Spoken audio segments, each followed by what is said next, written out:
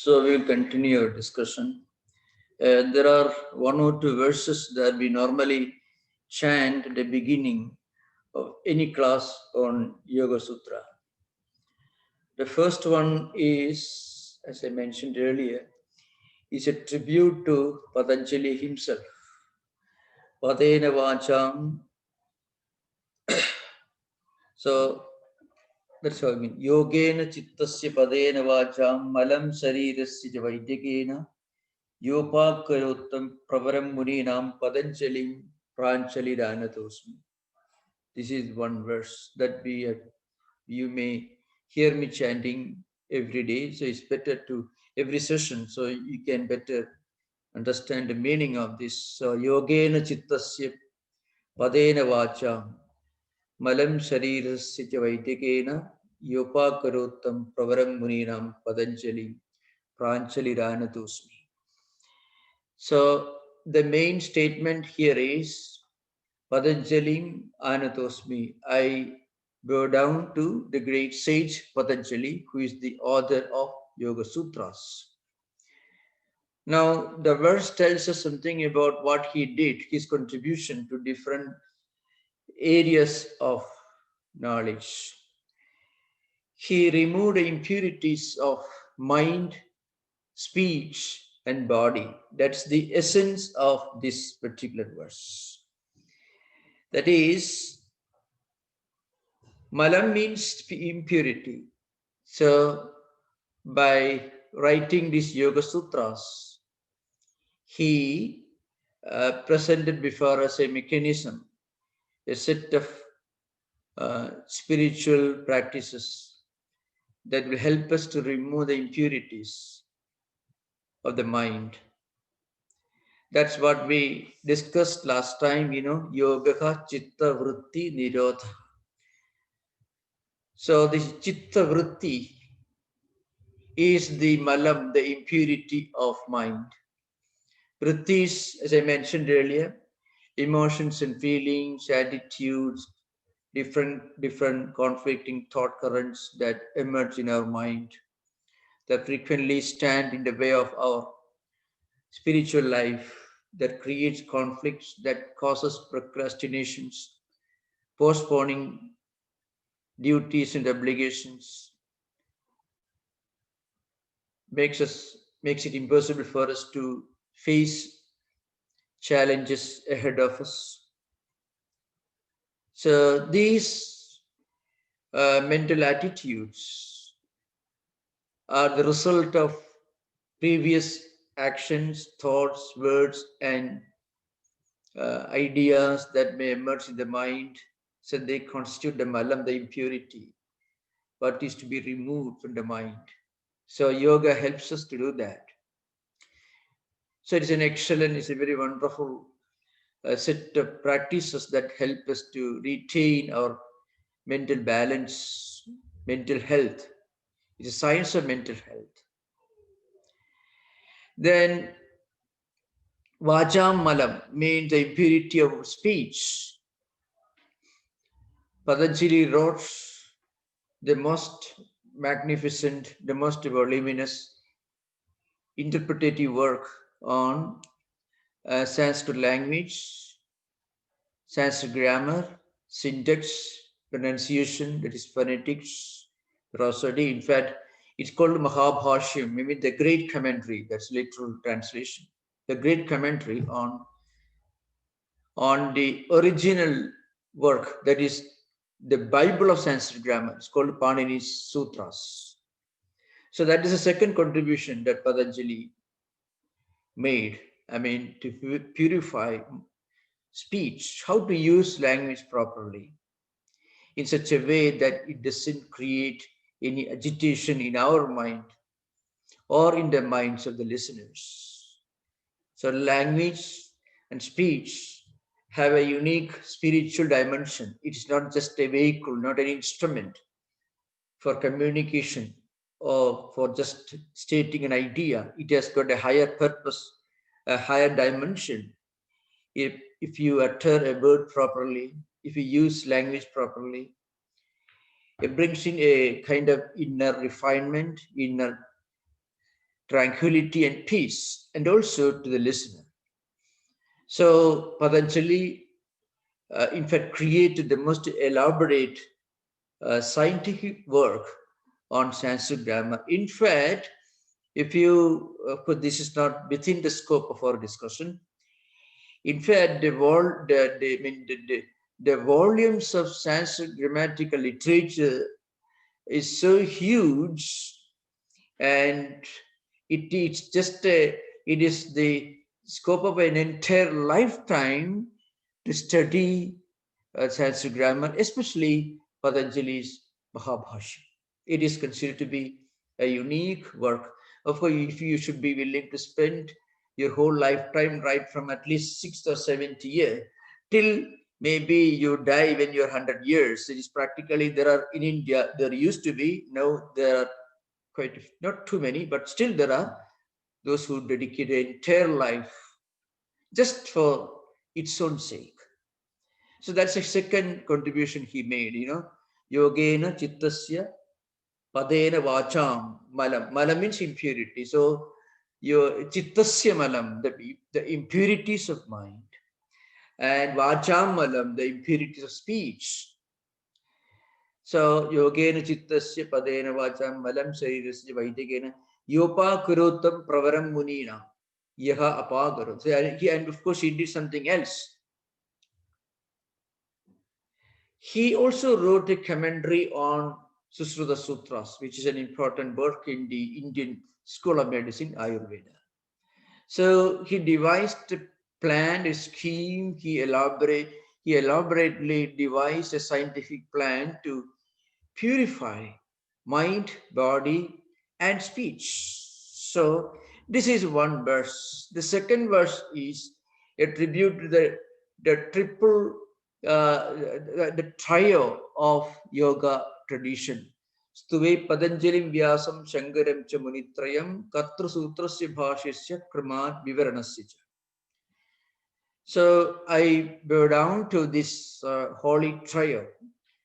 This holy trio constituted three sages, three saints, three great philosophers who are the celebrated authorities and writers, who are the great acharyas, what we call the great ancient masters of yoga tradition. First one is Patanjali himself, who wrote Sutram, Patanjali Yoga Sutras, which he did, of course, to purify mind, that is Patanjali.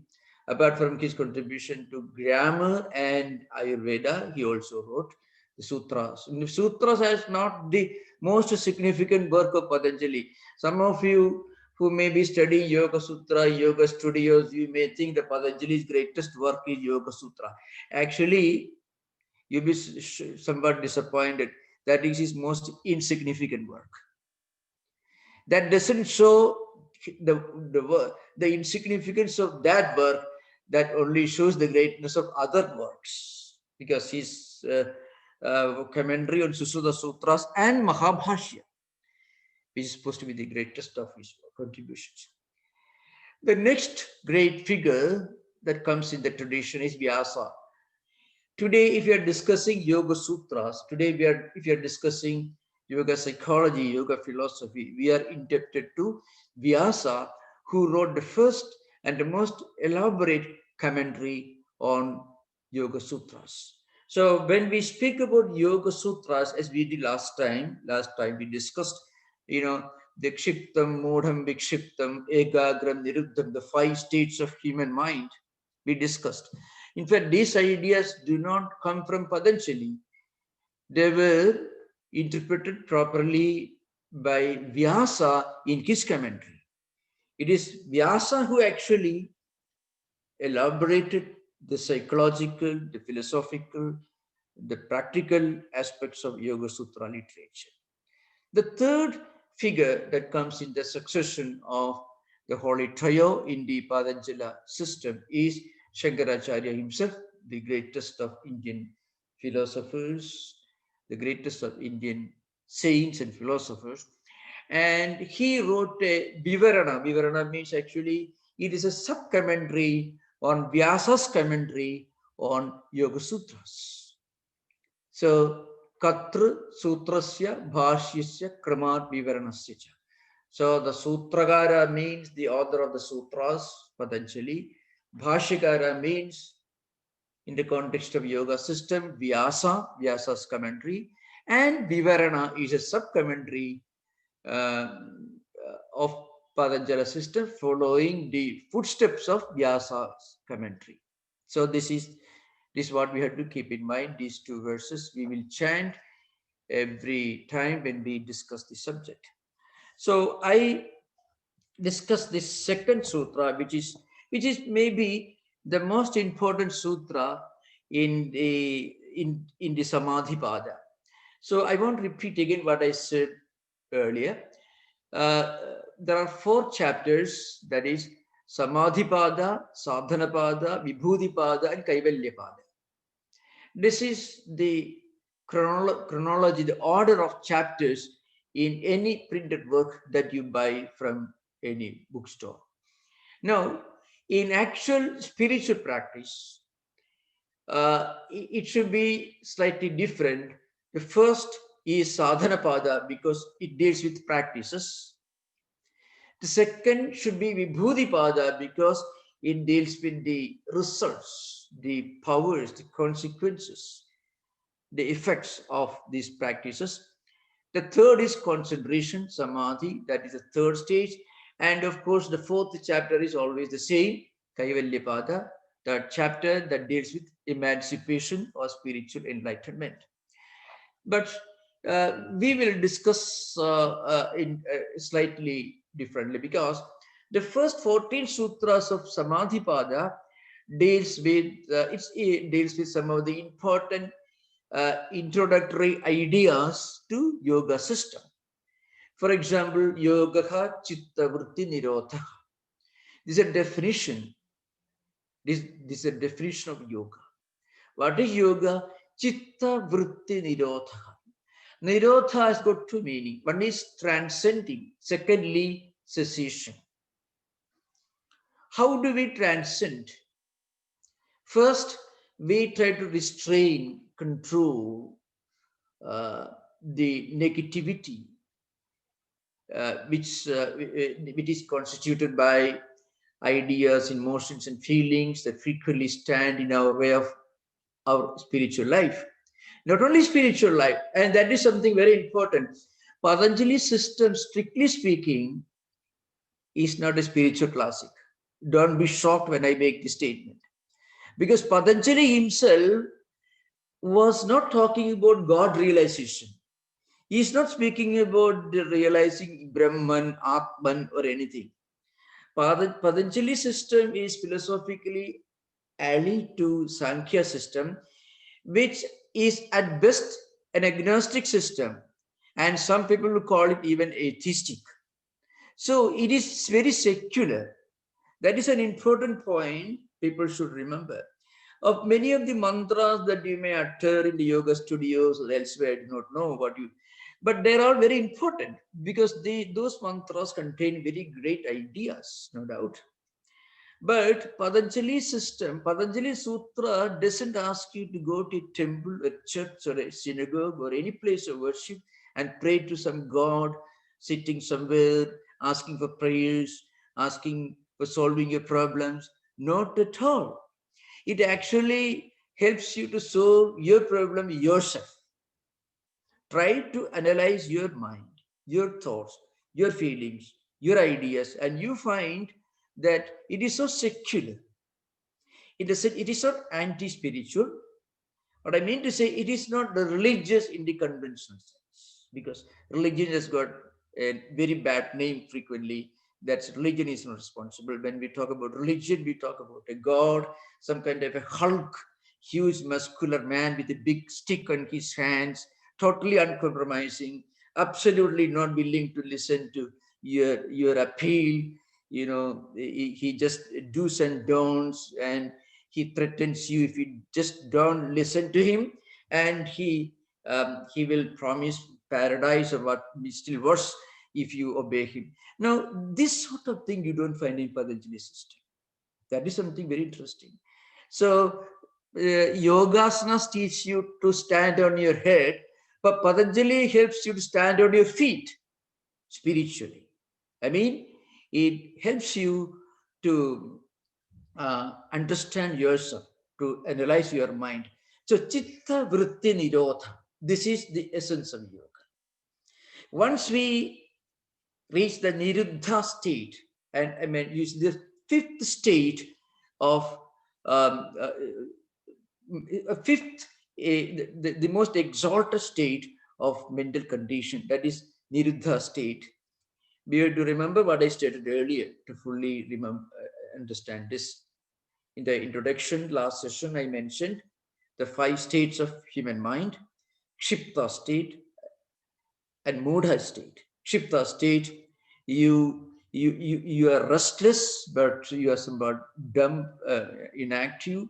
And Mudha state. In Mudha state, the dumbness is more manifest. In Kshipta state, restlessness is more manifest. But both are states of some kind of abnormality. In Mudha state, you are totally dumb but restless. In Kshipta state, you are restless and totally unstable in your mental condition. The third state is Vikshipta state, where you suddenly get a lot of peace of mind. Again, Vyasa's analysis, a lot of peace of mind when you listen to Yoga Sutra lectures, maybe when you pray, when you meditate, when you read a wonderful book, when you do something in a very satisfactory manner, you feel a great joy and a kind of inner tranquility and peace. But after some time, this is gone. Again, of course, you may regain and re-experience the same tranquility when you come to Vedanta society, or you are visiting a church or a synagogue, any place of worship for the matter, you feel the same joy. But again, you get back to your home, when you are in the factory, when you are in the workplace, when you are facing the daily challenges and obligations, again, mind forgets the spiritual um, uh, values that you enjoyed in a talk, and again mind goes back to previous state. So it's like a pendulum, as I mentioned. It moves from one end of the slope to the other end. They call vikshiptam state, vikshiptam manah. The fourth state is ekagram, when mind gets concentrated. It is no more it is no more wavering, it is no more shaking, it is steady and stable. There is concentration, there is a focus of all vrittis in one direction. And when you have when you are concentrated on something completely, you feel a great relaxation. That's because you are not aware of any conflicting thought currents, because there is one-sidedness. That is ekagram. Agram means the sharp end of an instrument is called, is agram, means end, sharp end of maybe of a spear. Ega means one. So it's not blunt, it is sharp, one-sided, one-pointed. That is ekagra state. The fifth state is what is indicated here, niruddha state. In niruddha state, you are not only you are not troubled by your vrittis, but you are in such a state of mental tranquility that vrittis can no longer trouble you, disturb you. They are in a niruddha state. I mean, they are ceased to exist, but you have transcended uh, the state of being disturbed by vrittis. So in the coming sutras, you find it's like seeds which are burned or cooked. Now, if you have got seeds, and if the soil is fertile, you plant a seed, it becomes a plant, a tree. But suppose you fry the seed, or you cook the seed, and then you put in the soil, it doesn't become a plant, it doesn't become a tree, because its ability to evolve further or to manifest again has ceased to exist. So all the vrittis and vasanas and samskaras in our mind become uh, become like cooked or burnt seeds. It's called Dagdha Bija. What Patanjali uses that term. Dagdha means fully burnt. A seed that is fully burnt. So that is called Yoga Chitta Vritti Nirodha. So the purpose of yoga is to reach that state of cessation of vrittis, vasanas, and some samskaras, uh, which are disturbing you. Now, when I use the word, all waves, all the vrittis cease to exist. We should remember when we do practice, well, Patanjali's Yoga Sutra can be broadly called a spiritual practice, because spirituality, in the higher sense, it goes beyond the idea of a god, the idea of a religion. So, in that broader sense, Patanjali's Yoga Sutra literature can be called a spiritual literature in a very broad sense.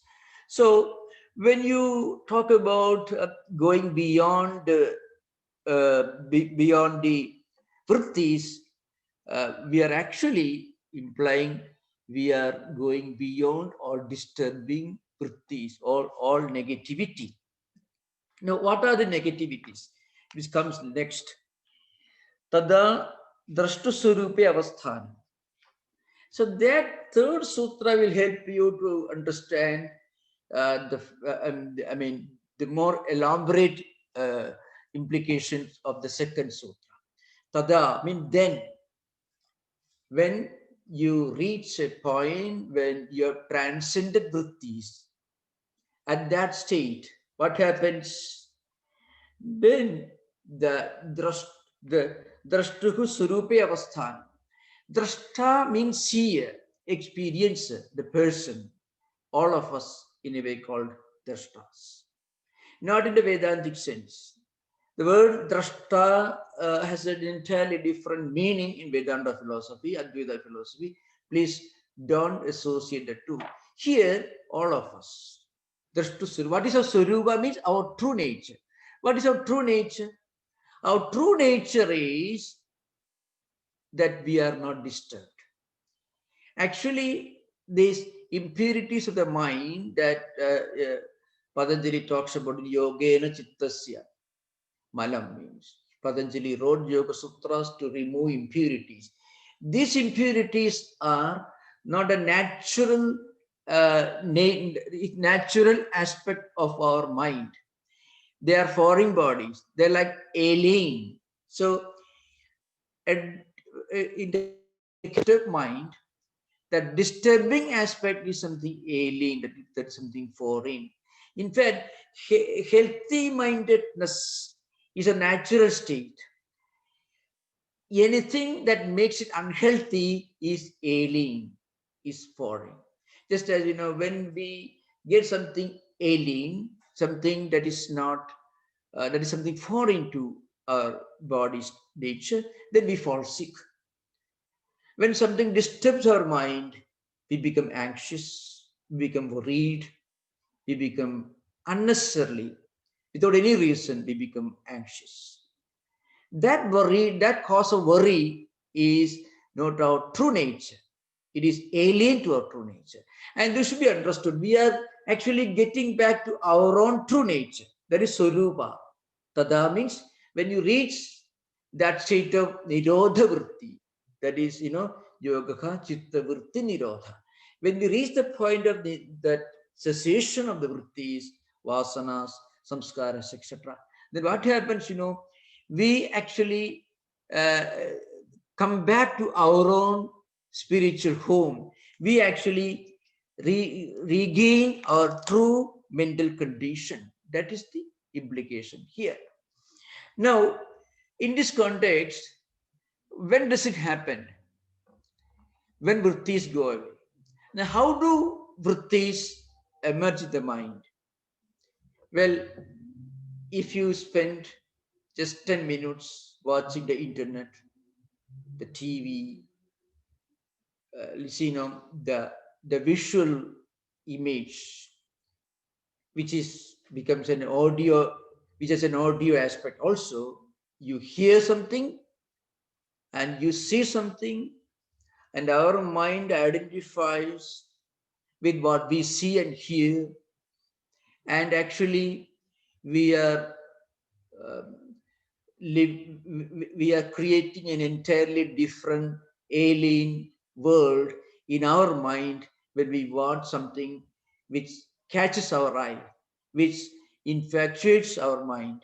And when our mind is trapped, when our mind is caught by the influence of what we see, and then you find after some time what we saw, what we heard, and what we felt, what we thought when we saw those images on the computer screen will come back to our mind. The computer you have closed. This could happen uh, even after several years. Whatever we consciously experience at the audio visual level, and also at the level of other senses of perception, like the sense of touch, sense of smell, sense of taste, all these will create a vritti. And when vrittis are created, they come back to us. That's why when you read when you just watch a thriller and go to meditate next, after immediately, what will happen, you feel a great pull to come out of the meditation room. You feel a great force is dragging you away from the seat on which you're sitting. With so many thoughts, conflicting thoughts. Now, this need not be an experience that we have had recently. Patanjali system tells you, and that is very important to remember, uh, certain memories, certain impressions, certain experiences that emerge in our mental world may be coming from previous life cycles. So Patanjali system, like Buddhism and other mainstream Hinduism, they all believe in the principle of reincarnation, what we call rebirth, and the law of karma. So when you when a memory, a vritti comes to your mind, emerges in the mind, which is very concrete, when you see it, it should be coming from the present life. But when the same vritti takes the form of an abstract idea, then without form, then it's coming from previous life. So this is, of course, this is a principle that Buddhism also has articulated elaborately in different Buddhist, Lingavadara Sutram and all that, Vijnanavad is well-known, these textbooks you find. So impressions and feelings and vrittis that emerge the mind, that do not have any physical aspect about it. They are coming from previous life cycles. When they have visible form and concrete, visible, a gross dimension, then they are coming from this life. If you have had an experience when you are children, you may regain that experience. When they come back to the mind, along with that impression, the visual form and what you heard maybe 40 years back, you may hear again, not with the external ears, but at the mental level. Mentally, we can hear. And that's a very important thing to remember. When you listen to a music in the morning and you didn't write down, in the evening you recite it. When you recite again, you are hearing again what the music teacher taught you in the morning. When you hear it again. Again, when you explain a sight, a visual experience that you had in the morning, you're actually living again through that experience in the evening. And this could happen even after several years. So that is from this line. So vrittis is a very important subject in Vedanta. Vrittis become samskaras. So many vrittis, they together become a tendency. And samskaras become vasanas. Vasanas is an aptitude. A child, a child may have a tendency in drawing, for singing. One explanation could be that his father or mother is a music teacher. Then it is obvious. But suppose a child in a family which had absolutely no um, um, musical tradition and didn't live in the neighborhood of musicians and never listened to music, it could happen. A child becomes a prodigy in music, some kind of obsession, obsessive interest. That means the child is bringing with him or with her certain vrittis from some previous life cycles. It is again a manifestation of vrittis, vasanas, samskaras, etc. So that's why in the Vyasa's commentary, vritti samskara chakram. This is an important term to understand to enter the world of Patanjali Yoga Sutras. Vrittis constitute the effect that is retained in the mental system even after the experience is over. Samskara is a tendency. Vasana becomes an aptitude. Sankalpa means thought currents again following the same samskaras and sankalpas. And you repeat that action again. See, again, so when you repeat that action, more vrittis, identical vrittis are created. So it becomes a circle. Now, of course, here, Patanjali he has analyzed uh, the way this creates problems in our mind. So he talks about 9 obstacles, which I mentioned the last time, but so I won't repeat again. Antaraya is called. So these vrittis can create stumbling blocks in the mental world. When we are able to uh, stop these vrittis, when we are able to restrain these vrittis, when we are able to transcend these vrittis, then what happens, then we come back to our true nature, our Sarupa. So that is the meaning of the third sutra. We should remember that very well. Okay, now the fourth sutra tells us Prithisarupyam Idaratra. Now, suppose you don't try to understand this and you don't try to practice, you don't try to do the yoga practice to restrain these vrittis, what happens, you identify yourself with everything you see, you hear, you touch, you smell, and you taste. All the 5 senses of the mind will all the 5 senses of a personality will drag the mind towards their respective sense objects all the time. But there is an interesting analogy in the well-known work called Viveka Chudamani by Shankaracharya. So it says how the Vrittisarupam Idaratra, how we identify ourselves with every sense object and every sense experience, and how it creates problems. So there is a sloka is, Sabdadabhi Panchabhireva Pancha Panchattamapusa Gunena Bhatthaha Kuranga Madanga Padanga Minaha Brunga Nara Panchabhiranchitaki. Shankaracharya in the Viveka Chudamani is a small book. It is relatively an introductory work on Vedanta. Says he gives the example how mind is trapped, how the mind is dragged by sense objects, and how we lose our true identity. And he gives the example of 5 members from the animal world, animal kingdom. Kuranga, Madanga, Padanga, Meena, Bringa. So first the example, the deer.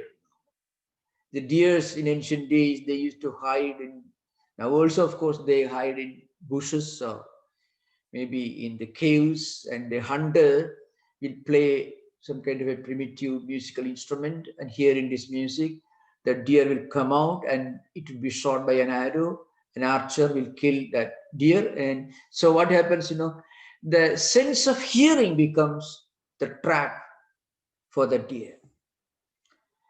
Now, in the case of elephants, they move in groups, in herds, and they touch each other for mutual protection. And so they are not very careful about the path they're walking. And then they may fall in a pit and they're trapped, they're enslaved, they may be killed. So the sense of touch, because they touch each other, becomes the death trap for the elephant. Now, padanga moths is some tiny insects that emerge. Um, maybe this may be more true in the tropical countries, So you start a blazing fire to attract these insects, and so that they will die. So seeing this blazing fire, the sense of sight draws these moths towards the blazing fire, and they are killed, they are burnt. Then meena, fish, sense of taste. They eat a bait and they're killed and they're eaten. And of course, then bringa, some sort of tiny insects or creatures that move about in the flower garden, enjoying the smell of flowers, and they are again caught and killed by other animals or creatures. So sense of sight, sense of hearing, sense of taste, sense of smell, sense of touch, all the five senses of perception become death traps. Then Shankaracharya exclaims, Nara Panjabhiranchitaki. In the case of human beings, what happens? Every moment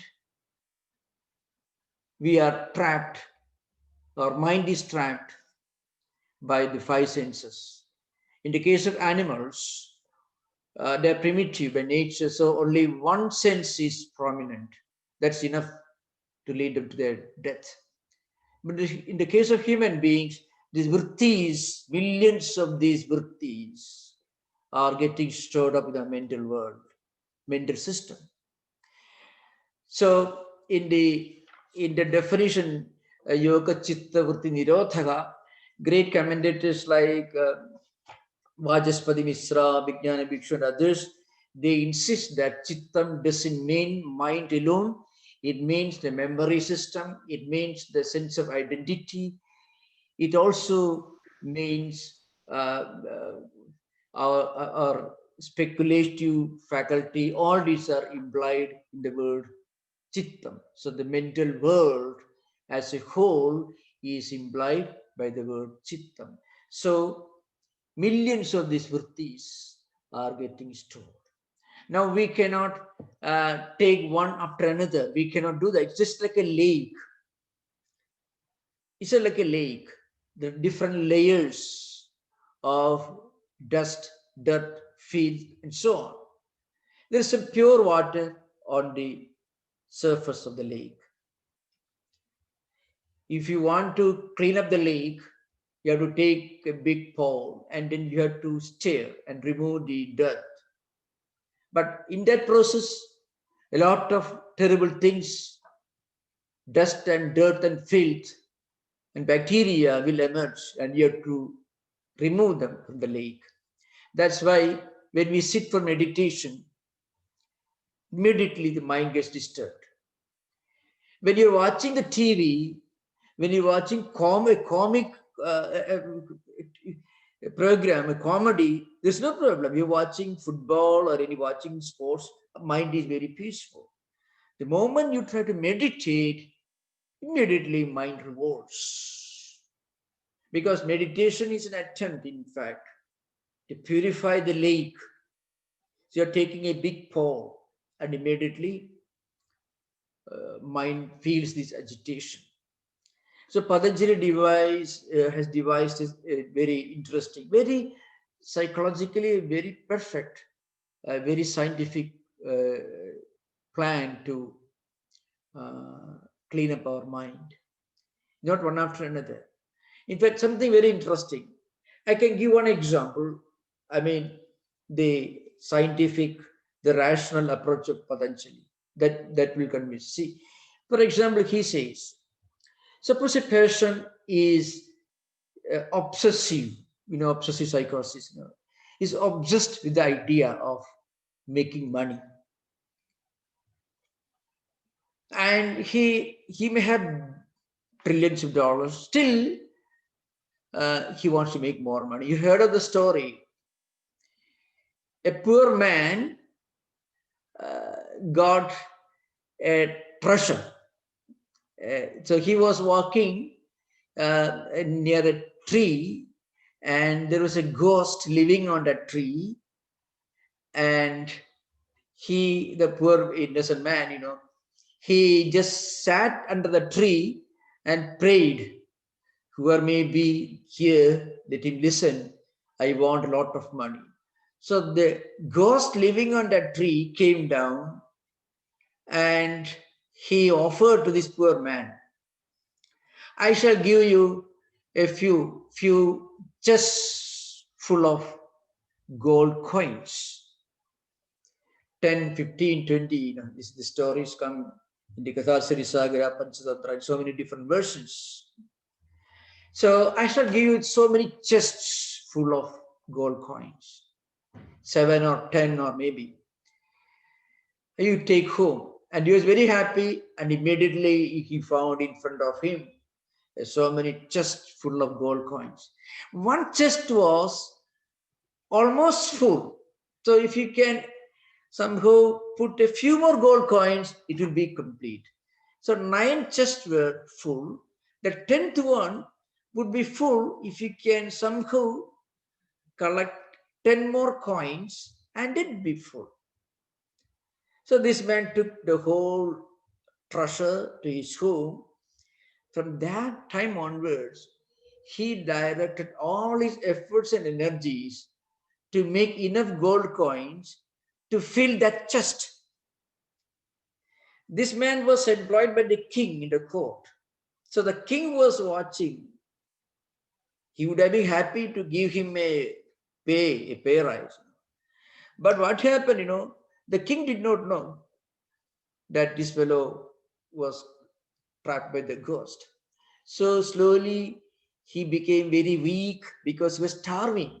He was saving money by starving, but denying food to his own children. He neglected his own health care because he wanted to collect 5 more coins so that the 10th chest will be full.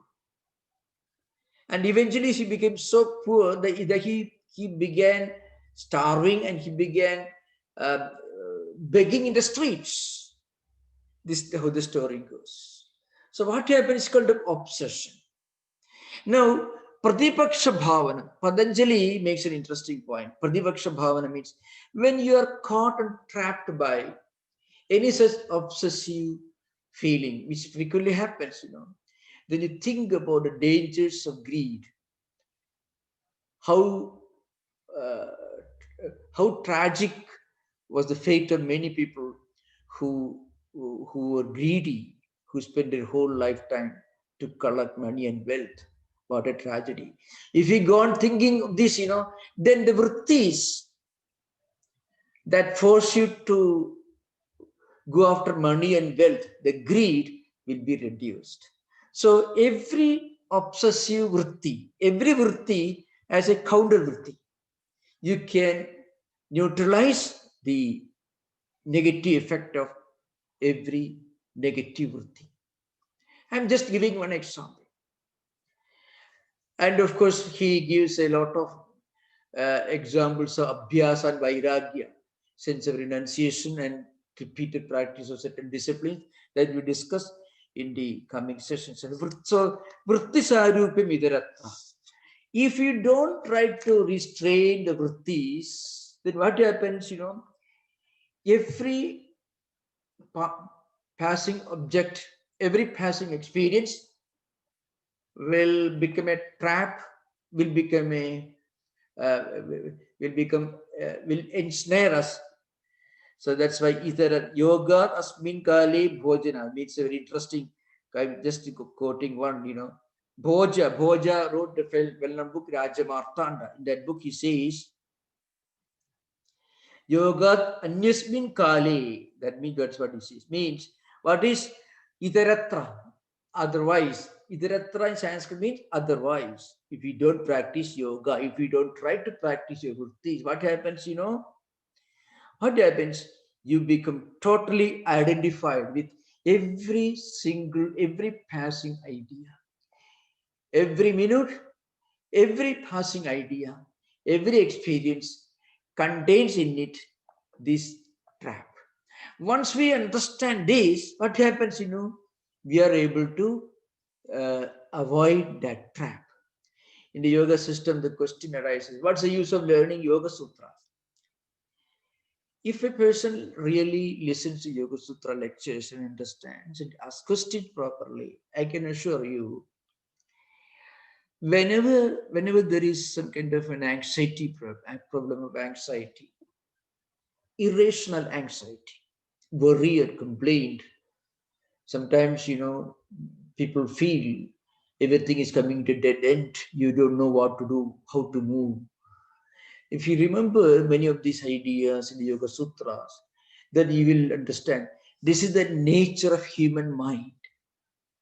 Once you understand that this is the nature of human mind, then you won't be frightened by this. I give the example of driving and traffic problem. When you drive and when you know 10 miles ahead there's a traffic delay, then, and when you reach that point, then you are not shocked. Oh, we will handle that. So once we understand this is how mind works, this is how vrittis operates, then these vrittis, these agitating vrittis and samskaras will be a lesser problem. Won't be able to disturb our mind. We know this is the nature of human mind. Of course, now we will have interactions. You are most welcome to ask questions.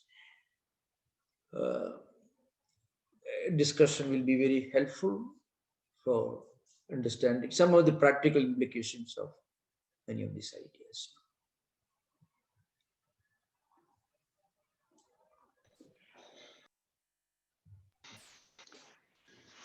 Pranam Swamiji. Yeah. So I have a question regarding dream experiences as they relate to vritti, right? In some other classes, you have mentioned that you cannot have a dream that is untied to a real experience, right? Which is the vrittis manifesting in some way. So in a way, we could say that dreams also tell us a little bit about our real personality, but we have both desirable and undesirable dreams. So what is your advice on how we should approach our dream experiences? We prepare the ground for our dreams. Dreams are nothing but re-expressions. We are reliving, re-experiencing what we have experienced in waking state. Not exactly, but differently, more subtle mental level. So, to feed, I mentioned this earlier, to feed our mind with more and more positivities. That's one way to have, to avoid unpleasant dreams. That's a better way to put it. So how do we generate vrittis? That's what Patanjali system insists on. That is the value of learning Patanjali system. You see, I give this example. Maitri, Karuna, Mudita, Upekshanam. There's a sutra that begins like this. Punya, Punya Vishayanam. So you can have peace of mind. Patanjali uses Chitta Prasada. For Chitta Prasada, for mental tranquility, we should exercise certain disciplines. Now, he gives the example of everybody's everyday life. You meet or you experience different types of persons and events in our everyday life. Some people are extremely good.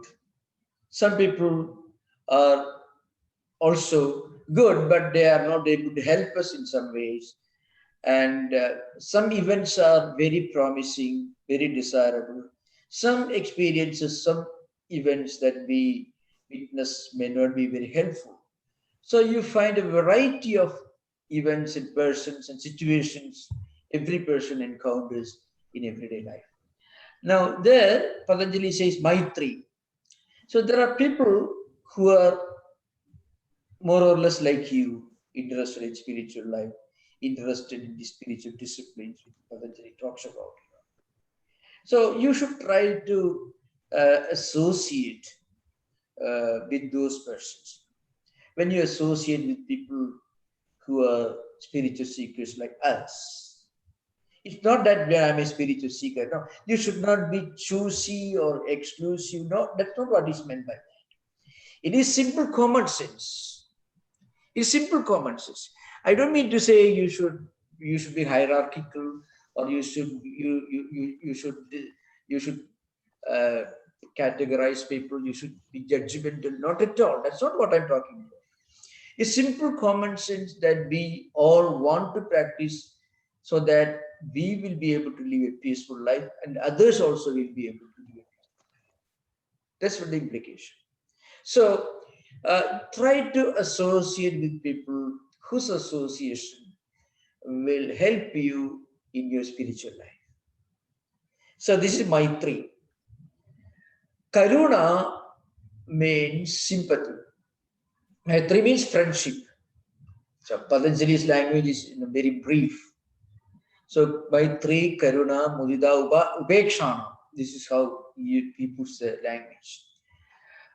Karuna means sympathy.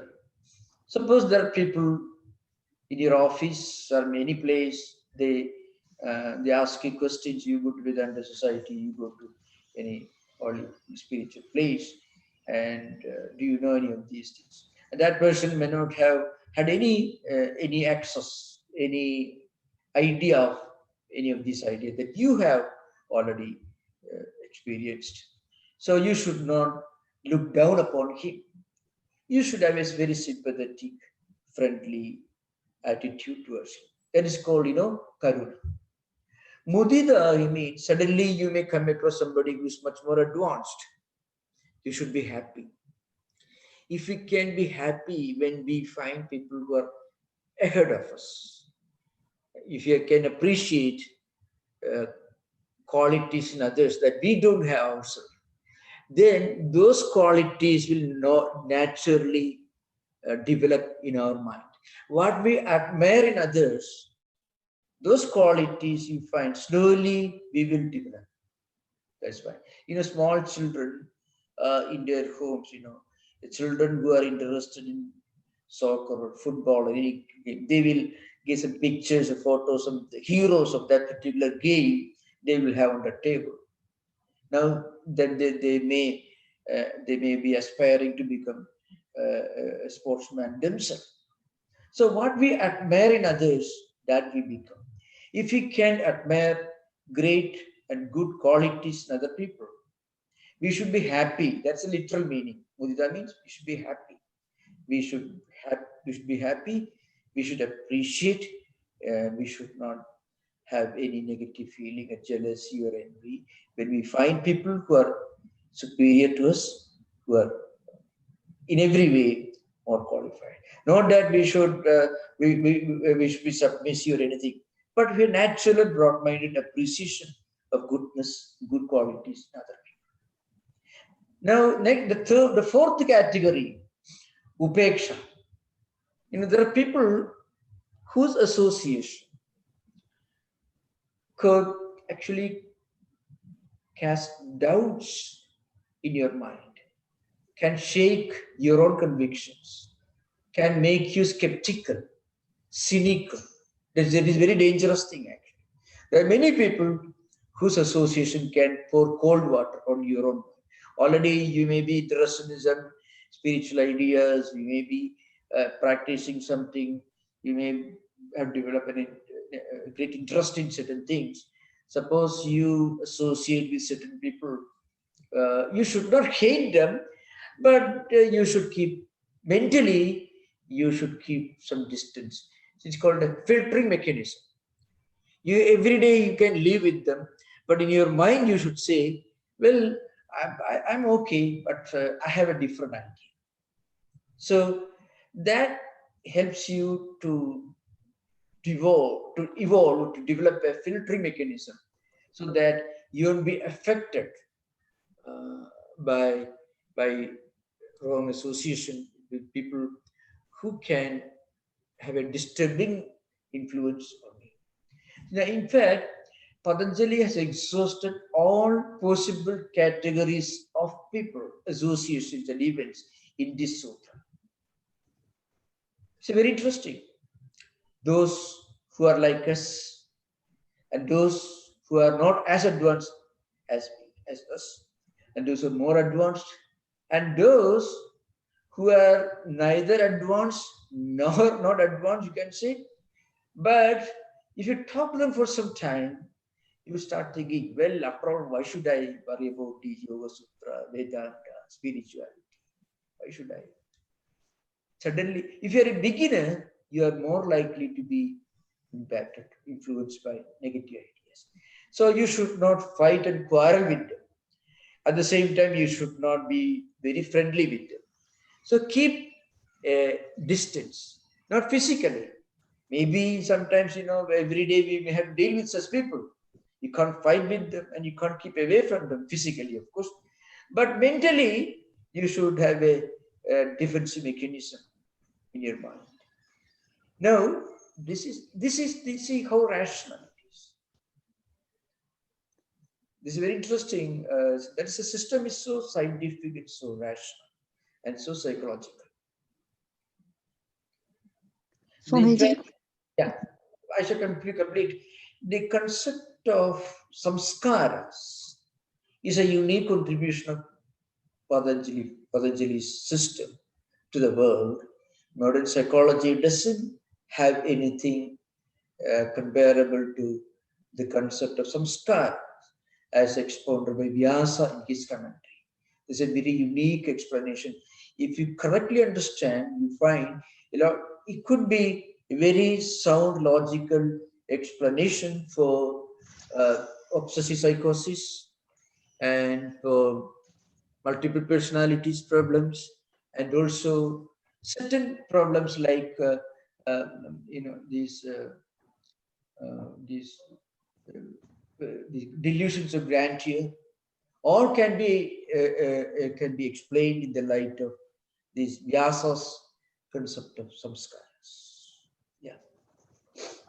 Swamiji, this was all very rational. Swamiji, can you hear me? Yeah. Yeah. So it's all very rational and logical. But sometimes with logic and this thing, we still don't go ahead. Then we feel at that time a prayer to whatever is our Ishtevata or wherever we ask. Yeah. That still gives us a lot of solace. Yeah. Right, so, but totally discounting God. No. Remember, I'm happy that you just you took up this subject. I'm happy, so I get an opportunity to clarify the points.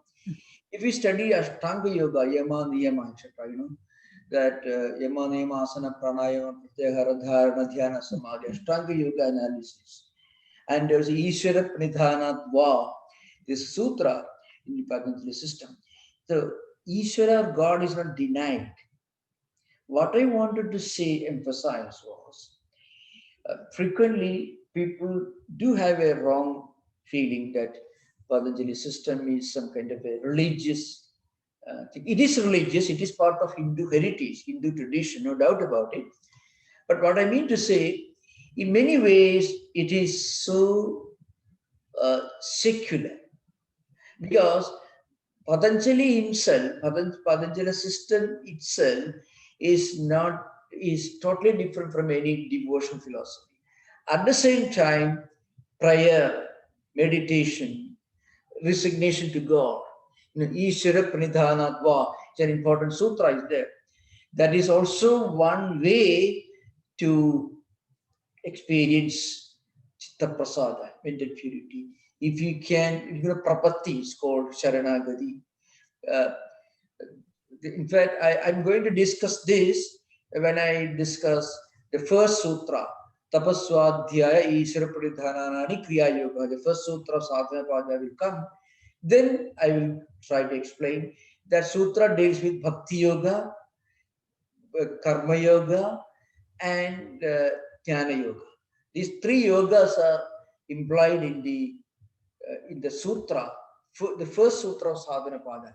That is Tapaswadhyaya Ishvara Pradhananani Kriya Yoga. Kriya Yoga, according to Patanjali system, is totally different from whatever you hear. Kriya Yoga is a important, is a stepping stone to spiritual life for any person who believes in God, in any religious tradition. Kriya Yoga is the door, the entrance into spiritual life. And that's the first sutra of the sadhana path. We'll discuss the subject. So prayer, meditation, prapatti, sharanagati.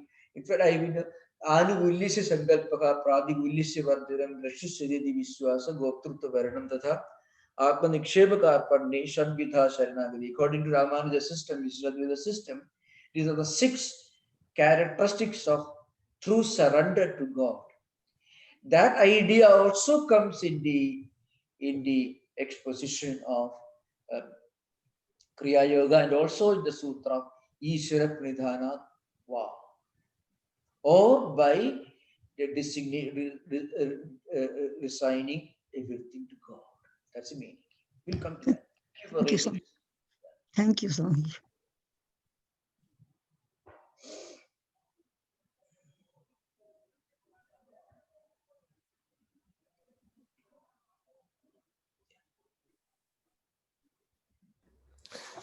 Swamiji, there is a question from YouTube. Yeah. So this is from Subhash Jawharani. It says, how are klesha and dvesha connected to our samskaras? Excuse me, Raga and Dvesha, what's it? Klesha and dvesha, how are they connected to samskara? Yeah, kleshas, Pancha klesha are explained here. Avidya, Smita, Raga, Dvesha, Vinivesa, klesha. It comes in the sadhana pada. We'll take up that. The subject is coming. But anyway, I'll mention, Raga and Dvesha are examples of kleshas. Raga and Dvesha are examples of kleshas. So the sutra is Avidya, Asmida, Raga, Dvesha, Abhinivesha, klesha. This is sutra in the sadhana pada. Now, Raga and Dvesha, they are two opposites, two sides of the same coin. Extreme obsessive attraction towards something is Raga, and equally obsessive hatred or aversion towards something is Dvesha. At empirical level, just like a coin cannot exist with only one side. So every expression of Raga has its opposite, Dvesha, at the empirical level. So these are again the results of vrittis. More or less modern psychiatry and psychology agree with this point. Some inexplicable or imaginary feeling of hatred towards somebody, towards something, towards some kind of an experience, which is obsessive, which a person may be aware of, this is totally ridiculous, still wants to get out of it, but cannot get out of it. That is actually dvesha. And then raga, it has two aspects. One is infatuation, the other one is addiction. Both are implied in the raga. Infatuation means people have a special liking for certain food, certain things like that. And then they have a liking, but they know it's not so good. They want to get out of it. Still, they cannot get out of it. There is an element of helplessness in it. It is also one aspect of raga. Both these are explained in the coming sutras you find. When we take up the sutra, we'll discuss the subject.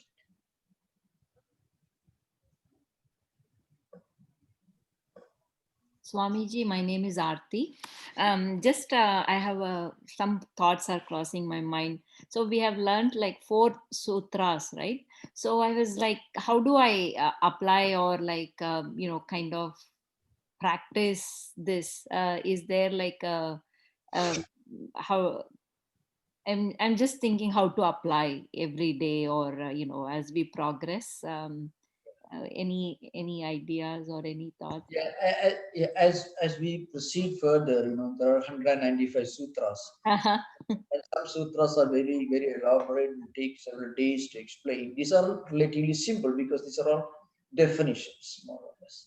These are definitions. First 14 sutras, more or less, are simple sutras of Samadhivada. In fact, we will come back to that again when we take up Samadhivada proper.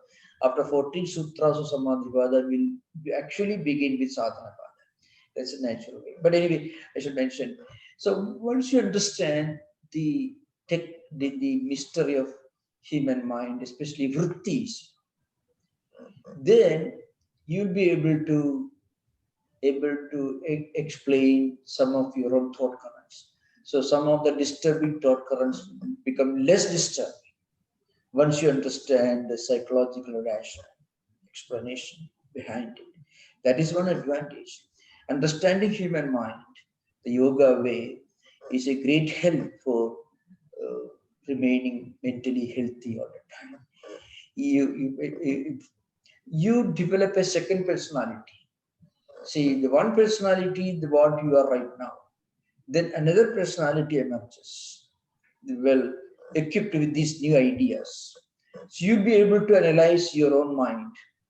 And when anger, hatred, likes and dislikes, or anxieties and worries, when these emerge in our mind, if we know some of the Yoga Sutra teachings, you'll be able to you'll be able to look at them, analyze them, understand them, and react to them, and escape the negative impact of any of these. That's an advantage of Yoga Sutra. So as we proceed further, you'll get a clear picture of how to apply this in our mental life. Thank you, Swamiji. Thank you.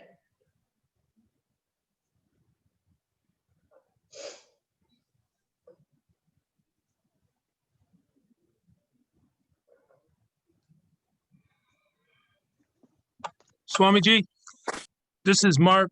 I have a question from our last session. You were talking about, or you gave an example of the witness or being a witness. And you said that an actor in a play cannot witness his own performance, but the audience can. And I wrote to you about this, and you said you were describing the degree of attachment attained after realizing the state mentioned in the 3rd sutra of the Samadhi Pada. Yeah. So could you elaborate on what exactly the connection is between the witness and that sutra? Yeah. The Sanskrit word for witness, it's defined by a great Vedanta Prabhupada, the Ikshida. The name is Sakshi, is a Sanskrit word that you may have heard. Sakshi means Sakshi Odrutvat Audasinitva Sakshitva is the definition. See, you are aware of it, but you are not involved in it. So just like drama, you are witnessing the drama on the stage, so you are aware of what is going on the stage, but you are not an actor, you are not involved in it. Now, like that, if we can observe our own mind when it becomes angry, anxious, worried, then you find the anger, the worry, the anxiety will go down. That's called you are objectifying. You are objectifying your own emotions. And so to objectify, you have to detach yourself from your emotions. But what did you know? In Patanjali says, Vritti Sarupam Idaratra. If you don't practice, then you are not able to objectify yourself. You identify with it. You and anger become one. You and anxiety become one. You and worry become one. That's what happens itaratra. Otherwise, if we don't study, if we don't apply the Yoga Sutra method, if we apply Yoga Sutra method, then what happens? This tada dashtu surupi avasthan. Then we'll be able to remain ourselves at the state of witness, our own real nature. So you are able to detach yourself from your anger. Then anger becomes less disturbing. You can happen, see, in ordinary life, sometimes we come across people who are very mature, not necessarily educated people. Education frequently makes people less mature, unfortunately. The kind of education, unfortunately, that we find today, because lot of pressure, lot of anxiety, a lot of drugs also, because to reduce the pressure. So it creates a lot of problem. I'm not going to those details. What happened, a different kind of maturity when you become really adult in your attitude, behavior patterns, etc. When you find certain people, oh, you're anxious, don't worry, you find people talking like that. Just common sense wisdom. Sometimes you find people who are not necessarily with PhDs or anything, but people with some better common sense, a more mature outlook towards life, a more developed attitude towards world and life as a whole. If you talk to them, I have this problem, that problem, you may say, oh, it is part of life. It's okay, fine. Actually, they are applying the same mechanism, partly, because they are trying to objectify, they are detached, they are asking you to detach yourself. It's part of life means, again, you are de-identifying. Instead of identifying, you are de-identifying. You are detaching yourself from your anger. And you find it's gone down. This happens. A little child who cries coming from the field, and he is beaten by another child, and the mother consoles, oh, doesn't matter, you are children. This natural, your children, you are playing is happy. The child, he's happy now. His worry is gone, fear is gone. So, like that, you find a maturity. This kind of pure common sense, what I'm talking about. In fact, that's what happens when you study Yoga Sutra. The pure, raw common sense that we all have, but frequently in the modern education, modern ways of life suppress our natural, instinctive common sense, which we are born with. So Yoga Sutra helps you to bring it out. That's an advantage. Thank you. Seems like it was a So, big Swami, psychiatrist. I think the analysis is like that of a psychiatrist, the whole Yoga Correct. Sutra. You should be a doctor. You should be a doctor. Very happy to have a doctor in the audience. That's fine. So it's like a, In the course of this.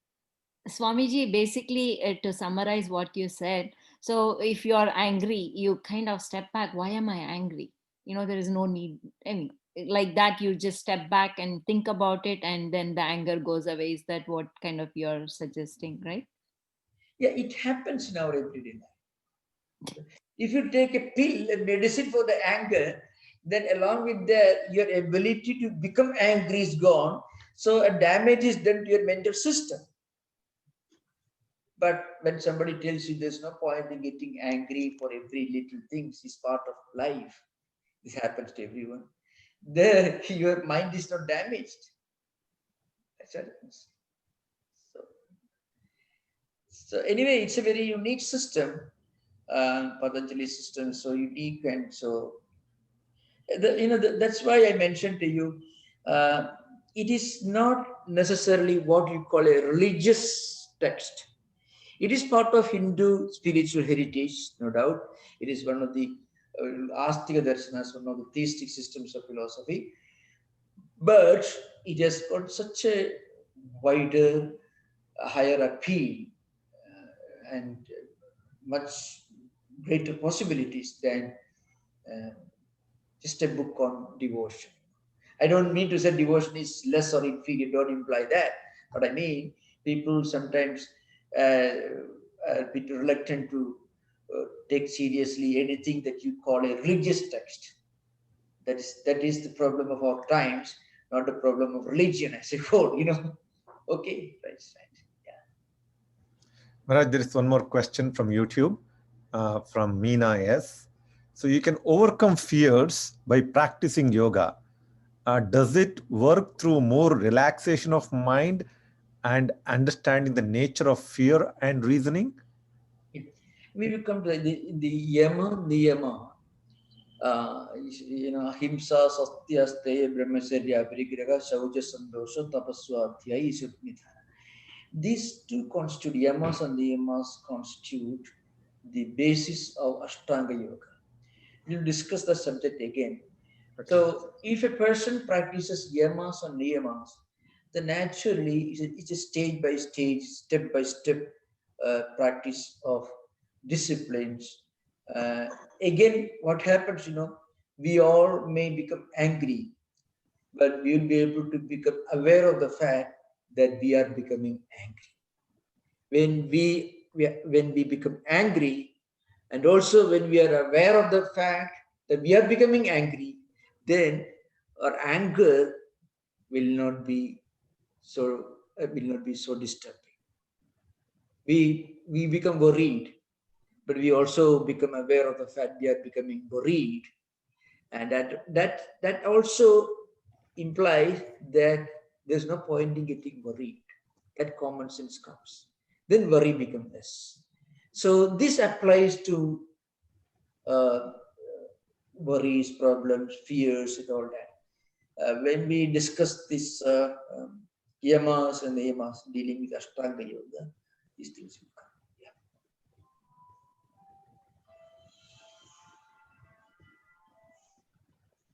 So we shall conclude. Thank you for the questions, because your questions help me to explain more of what I have just touched, briefly discussed earlier. Thank you. Om Shanti Shanti Shanti Harihi Om Tat Sat Sri Ramakrishna Arpanamastu